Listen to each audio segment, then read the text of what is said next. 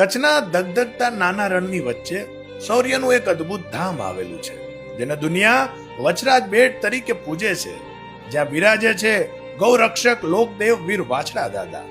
રાજપૂત કુળના મહામાનવનો ઇતિહાસ અમર છે.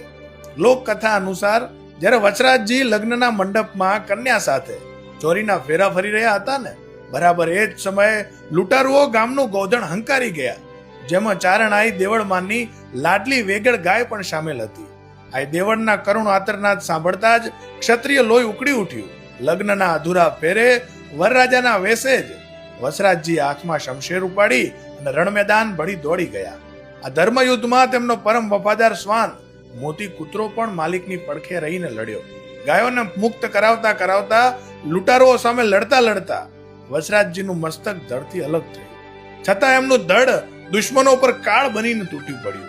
આજે એ જ શહીદ ભૂમિ પર વાછડા દાદાનું ભવ્ય મંદિર આવેલું છે. મોતી કૂતરા અને વેગડ ગાયની સમાધિ પણ આવેલ છે. ભર રણમાં હોવા છતાં દાદાના ચમત્કારથી આજે અહીં મીઠા પાણીના અખૂટ ઝરણા વહે છે અને હજારો ગાયો માટે અવિરત સદાવ્રત ચાલે છે. ગોધનના રક્ષક અને વચનના પાલક વીર વાછડા દાદાના ચરણોમાં કોટી કોટી વંદન.